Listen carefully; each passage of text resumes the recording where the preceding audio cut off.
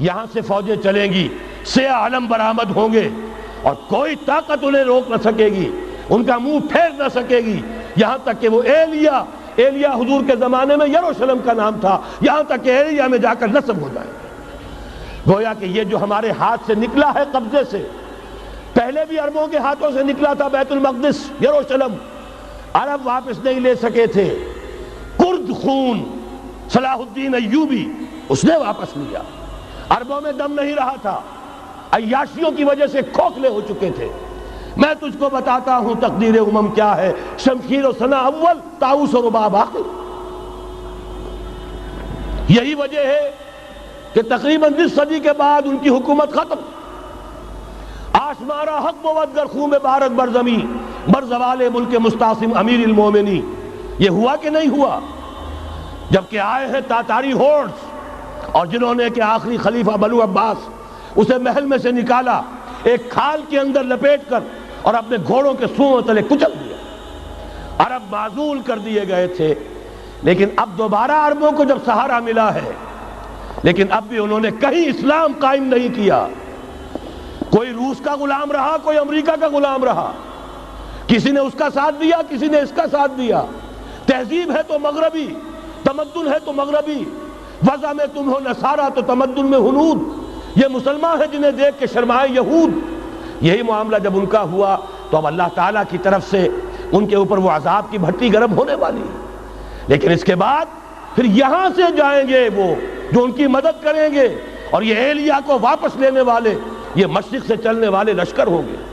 یہ اسی علاقے میں جب انقلاب آ جائے گا، یہ علاقہ خراسان اور پاکستان، جب یہاں نظام خلافت قائم ہوگا، یہاں سے اسلام کی توسیع ہوگی، اور یہاں سے جانب مشرق ہند اور جانب مغرب یہ جو یہودیوں کا سیلاب آ رہا ہے، ان دونوں کا مقابلہ کرنے کے لیے انشاءاللہ العزیز، ورنہ یہ اصابتان جو ہے ایک حدیث میں جمع کرنے کی کوئی اور حکمت ہو نہیں سکتی، ورنہ تو ہندوستان پہ کئی لشکر آئے ہیں، لیکن یہ کہ در حقیقت اسی وقت جبکہ عالم عرب میں وہ بھٹی دہکے گی، اسی وقت یہاں انقلاب آ چکا ہوگا۔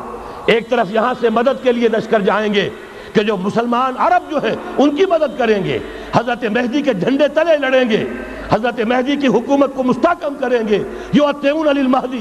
دوسری طرف وہ ہندوستان کی طرف پیش قدمی کریں گے، اور یہیں سے جیسے اس وقت سیلاب نکلا تھا جزیرہ نما عرب سے، ایک داہنی طرف ایک بائیں طرف، ایران، افغانستان، ترکستان، ادھر مصر، لیبیا، الجزائر، مراکش، موریطانیہ، اسی طریقے سے انشاءاللہ اسی علاقے سے اس کا آغاز ہوگا اور بات آگے بڑھے گی۔ تو غرض اصل حاصل کیا ہے؟ یہ ہونا ہے، پچھلے آثار ثابت کر رہے ہیں کہ ہونا ہے، حضور کی احادیث بتا رہی ہے کہ یہی سے ہونا ہے۔ ہوا صرف یہ ہے ہم بھٹک گئے، ہمیں اپنی منزل یاد نہ رہی۔ میں تو بہرحال ان لوگوں میں سے ہوں جنہوں نے نعرے لگائے تھے پاکستان کا مطلب کیا، لا الہ الا اللہ۔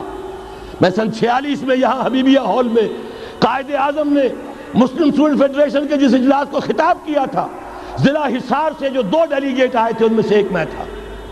میں نے بہرحال اس تحریک میں بھی حصہ لیا ہے، ایک ننھے کارکن کی حیثیت سے لیا ہے، پھر حالات کو بدلتے اپنے آنکھوں سے دیکھا ہے، ہم کہاں سے کہاں جا پہنچے ہیں۔